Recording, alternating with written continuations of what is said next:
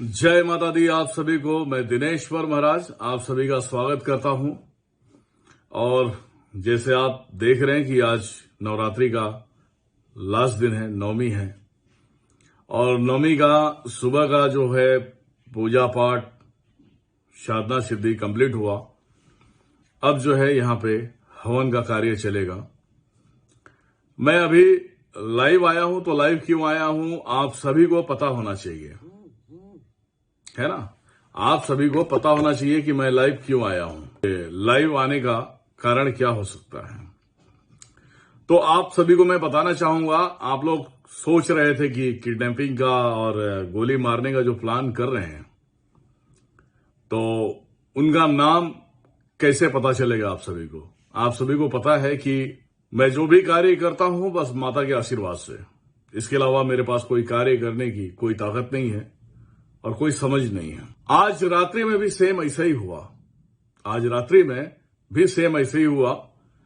माता बहुत क्रोधित हो गई थी, महाकाली माता, कि इनकी प्लान क्या थी कि जल्द से जल्द किडनैप करना, जल्द से जल्द मतलब दंड देना, ये प्लान थी।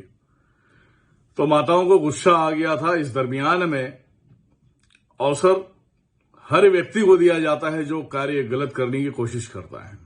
आज सेम दृष्टि के माध्यम से रात्रि में बात हुई और इनके अंदर जो क्रोध था, क्रोध किस बात पे लेकर थी, आप लोग इस पे गौर करना। गिरनार के कुछ महाराज लोग हैं, कुछ अघोरी हैं, जो उनको क्रोध आया। और क्रोध आने का रीजन क्या था, इनके अपने दुश्मन, वो भी अखाड़े वाले ही हैं, अघोरशी ही हैं, गिरनार पे बंदिश लगा के रखा था। गिरनार जो आश्रम है, जूना अखाड़ा, अघोर, तो वहां पे जो बंधन लगा के रखा था उसमें, और उसके बाद जो है कि उनके जो मेन महाराज थे उनकी शक्तियों को छीन लिया गया था।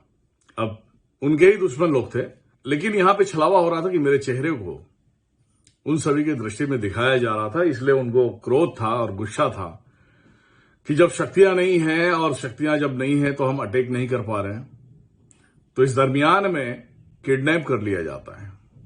और किडनैप करके हमें जो दंड देना है वो दे देंगे, उसके बाद हम उसे मार देंगे। यही बातें हो रही थी। तो फिर देखा मैंने उस दरमियान में, आज 1:30 बजे की बात है, आज रात्रि 1:30 बजे की बात है, मैं बात कर रहा था, मेरा भक्त भी था और मैं इनसे बड़े प्यार से बात कर रहा था। तो उनके तरफ से आक्रोश भी जो है जायज था, क्योंकि उनकी शक्तियां जा चुकी थी और आश्रम पे जो है बंधन लग चुका था। इसके वजह से वो दुनियादारी कर रहे थे।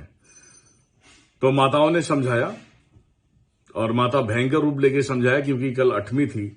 8वीं के दिन जो है कि माता भयंकर रूप में ही होती हैं, महाकाली। समझाया और बोले कि अगर ये सब सोचना बंद नहीं करोगे तो नष्ट हो जाओगे। चिल्लाना चालू किया, तुम लोगों ने माफी मांगना चालू किया।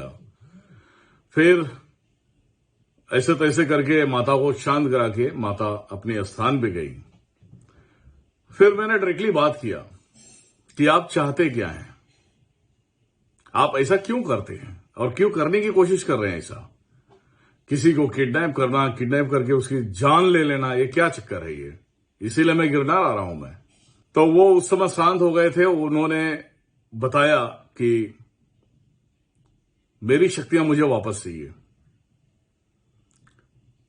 तो मैं बोला, शक्तियां तो आपको मिल जाएंगी, लेकिन नेक कैसे हैं आपके, नेक अच्छे हैं या बुरे हैं, ये बताइए मुझे। तो कुछ वार्तालाप पर्सनल हुआ मेरी और उनकी।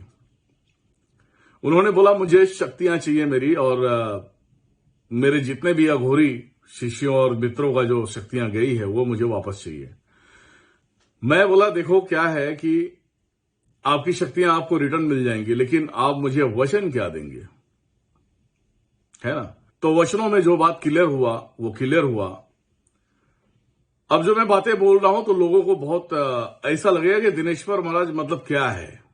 दिनेश्वर महाराज सत्यता के लिए बोलता है, और मुझे मालूम है जितने भी अघोरी भाई लोग हैं ये नहीं समझेंगे, इसलिए उनके नाम बताने जा रहा हूं, नाम सुन लेना, ठीक है। बड़े महाराज जो है अघोर अखाड़ा का, उनका नाम है रविंद्रनाथ अघोरी। ये गौर से सुन लेना। 4 लोग थे, चारों मैन है वहां के, लेकिन सबसे बड़े जो वहां के अघोरी हैं, जो महाराज हैं, उनका नाम है रविंद्रनाथ अघोरी। दूसरा है मनसुख स्वामी, तीसरा है रामानंद महाराज, चौथा है शिरोमणि। इन चारों से मेरी दृष्टि के माध्यम से बात हो रही थी। अभी जो मैंने नाम बताया है, ये नाम बहुत बड़े हैं, शरानी है, जूना अखाड़ा अघोर। तो अघोर का ये जूना अखाड़ा है और जूना अखाड़ा के ये बड़े महाराज हैं। यकीनन नहीं होगा तो जितने भी अघोरी भाई लोग हैं वो एक बार उनसे संपर्क कर लेंगे तो समझ में आ जाएगा दिनेश्वर महाराज ने क्या वार्तालाप किया था। एक बार फिर मैं नाम बताना चाहूंगा, उस नाम को एक बार ध्यान से सुने। जूना अखाड़ा अघोर, ठीक है, गिरनार में ही इनका आश्रम है। पहले का नाम है रविंद्रनाथ अघोरी, दूसरे का नाम है मनसुख स्वामी जी, तीसरे का नाम है रामानंद महाराज और चौथे का नाम है शिरोमणि। ये 4 हैं जो वहां के मेन हैं। तो कुछ हमारी वार्तालाप हुई। वार्तालाप के दरमियान में उन्होंने क्या कहा कि मेरी शक्तियां और मेरे बंदों की शक्तियां आप मुझे दे दो। मैं बोला देखो भाई, शक्तियां तो आपका किसी और ने छीना है, आपकी शक्तियां भी उन लोगों ने छीना है। मैं आप चारों की शक्तियां मैं रिटर्न दे सकता हूं, वापस कर सकता हूं। अब आप तय करो कि आप चारों को चाहिए या सभी के चाहिए। तो वो बोलते हैं नहीं, मुझे सभी के चाहिए, सभी की शक्तियां वापस चाहिए। मैंने बोला देखो, आप चारों के विषय में तो मैंने जांच किया है, जहां तक मैं माता रानी के आशीर्वाद से देख रहा हूं कि आप चारों को तो दे सकते हैं, लेकिन आपके अंडर में जो रहने वाले अघोरी हैं उन्होंने बहुत गलत कार्य किया है, उनकी शक्तियां हम नहीं दे पाएंगे। आप खुद जानते हैं। तो उन्होंने विचार किया, उसके बाद बोला ठीक है। तो उनकी शक्तियां जो छीनी गई थी इन चारों अघोरी भाइयों की, मैंने शक्तियां वापस किया। ये आप पूछ लेना उनसे, ऐसा नहीं कि बार बार मुझे पूछोगे तो फिर मैं बताते बैठूंगा। तो उन चारों जन की शक्तियां वापस किया गया। जब शक्तियां वापस आया उनके पास, कुछ वचनबद्ध करा के मैंने शक्तियां वापस दिया है। वो वचनबद्ध क्या है, उनके और हमारे बीच में है। उसके बाद उन्होंने बोला कि मेरे इस अघोर अखाड़े में किसी ने बंधन लगाया है। अब दूध का दूध पानी का पानी कैसे होने वाला है, इसमें भी बहुत इंटरेस्टिंग है। ये दूध का दूध पानी का पानी कैसे क्लियर होने वाला है। उन्होंने बोला मेरे अघोर अखाड़े पे किसी ने बंधन लगाया है, इसे आप काट देंगे या मैं स्वयं काट लूंगा। मैं बोला कोई टेंशन नहीं है, मेरे लिए तो 2 लौंग के काम होते हैं। ये डिब्बा ऐसे साथ में होता, लौंग के भरे होते हैं फिर खाली हो जाते हैं। मैं बोला मेरे लिए 2 लौंग के काम है, कोई बात नहीं, मैं काट देता हूं। जैसे उनके अघोर अखाड़े का बंधन मैंने उड़ाया, अब देखते जाओ, जैसे मैंने उनके अखाड़े के बंधन को मैंने काटा, वैसे ही सामने वाले ने फिर बंधन लगाने की कोशिश किया। सामने वाले ने बंधन लगाने की फिर कोशिश किया। फिर मैंने बोला जानते हो इसे, ये कौन है? तो बोलते इनको जानता तो हूं मैं। बोला एक बार दृष्टि डालो और लेके चलते तुम्हें वहां पे। मैं बोला यही व्यक्ति है, 12 में से एक ये है जो आप सभी के शिष्यों के शरीर शक्तियों को छीन लिया है, इनके अपने ग्रुप है। तो क्या करना चाहोगे? तो बेचारे कुछ बोले नहीं। फिर उनके जो बंधन आए हुए थे मैंने कट किया और सेम उन अघोरियों पे मैंने बंधन लगा दिया जो इनको परेशान कर रहे थे। उन अघोरियों पे मैंने बंधन लगा दिया और मैं वहां से फ्री हो गया, क्योंकि सच्चाई एक ना एक दिन सभी के सामने आता है। फिर इन चारों लोगों से मेरी अच्छी वार्तालाप हुई और अच्छा लगा, क्योंकि अघोर समाज एक ऐसा समाज है, उसे सत्य की तरफ ध्यान देना होता है। और कुछ माया में किसी के चेहरे को सामने लाकर मुझे दुश्मन बना दिया गया था। तो इस दरमियान में ये थोड़ा सा बौखला गए थे और गुस्से में थे। जाहिर सी बात है, किसी के ऊपर घात होगा तो गुस्से में ही होंगे। फिर ये बात क्लियर हुआ।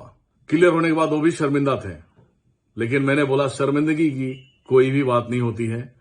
हम भाई हैं, हम सनातनी हैं, हम सभी को मिलकर सनातन के स्तंभ को मजबूत करना है, ताकि हमारे तरफ कोई आंख उठा के ना देखे।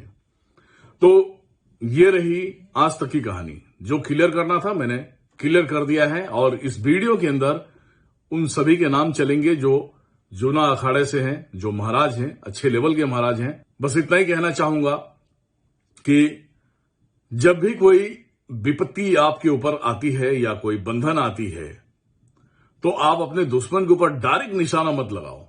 आप किसी को अपने पास रखो, चेक करो। चेक करने का तरीका कैसे होता है? जिसकी बंधन आई है उसी बंधन के तार को पकड़ के उस व्यक्ति के पास पहुंच जाओ। उस व्यक्ति को पास पहुंच जाओगे तो वो लोग भी बंधन मार के रखते हैं, तो उस बंधन को भी आप कट करो और अंदर जाओ, पहचानो कि ये व्यक्ति कौन है, कैसा है, तब समझ में आ जाएगा। मेरा आज तक का रवैया ये रहा है कि मैं कभी अपने अंदर अहंकार नहीं लाता, कभी बोलते ना क्रोध नहीं लाता, कभी कुछ नहीं लाता। मैं भूत भी निकालता हूं तो हंसते हंसते, आप लोगों ने देखा होगा वीडियो, भूत भी निकालता हूं तो हंसते हंसते, गालियां भी देता हूं तो हंसते हंसते। सनातन सत्यता हमेशा मेरे अंदर बरकरार है। मैं इसीलिए आप सभी को कहता हूं, अगर आप सभी को भी बड़ा बनना है, अच्छा इंसान बनना है, तो मन में भाव उत्पन्न करो। भाव माता महादेव नारायण के लिए होना चाहिए। बस इतना ही कहना चाहूंगा आप सभी से। दुश्मनी कुछ टाइम के लिए रुख करती है एक दूसरे में टकराने के लिए। जब तक सच्चाई का ज्ञान नहीं होता है, बोध नहीं होता है, वो दुश्मनी के मार्ग पे ही चलते रहता है। जब सच्चाई उसके समक्ष में आता है तो दुश्मनी एक दोस्ती में बदल जाता है। मैंने आप सबको हमेशा बोला है, आप कभी भी मेरे वीडियो के कमेंट में कमेंट करते हैं और बोलते हैं कि मेरे दुश्मन को मारना है, कुछ उपाय बताइए या आप मार दो। तो मैंने हमेशा आप सभी को एक उपदेश दिया है, दुश्मन को अगर मित्र बना लिया जाए तो कैसा रहेगा। मित्रता वो पैगाम है, वो प्यार है, पूरी लाइफ आपकी इतनी अच्छी से गुजरेगी कि दुश्मनी भूल जाओगे आप सब। दुश्मन कितना भी वार करता है, दुश्मन को हंसते हंसते जवाब दो, ठीक है भैया, तेरी मर्जी पूर्ण हो, तेरी मर्जी पूर्ण हो, तू अपने लक्ष्य में कामयाब हो जा। इसी प्रकार से 3-4 दिन से मेरे साथ में भी हो रहा था, लेकिन जब सच्चाई सामने आई तो हम दोस्त हो गए। दोस्त तो आप समझते ही हैं, हम सनातनी हैं, हम एक दूसरे के पूरक हैं। वो हमें मानेंगे, हम उनको मानेंगे। जो भी आज तक की सच्चाई थी आप सभी के बीच में आ गया है। अगर आप सभी को डाउट लगता है तो इन चारों महाराज से डायरेक्ट संपर्क करें, आप सभी को पता चल जाएगा। बस इतना ही कहना था और इसके सिवा कुछ भी नहीं है। जो टेंशन था, टेंशनाइज था, वो खत्म हो चुका है। बस आप लोग समझें और आप लोग समझकर किसी को जवाब सवाल करें। गालियां उचित नहीं होता हर किसी को देना, और गालियां कभी भी अपने मन और अपने दिमाग में मत लाइए, ठीक है। जय माता दी, जय भैरव, जय महाकाल, जय महाकाली।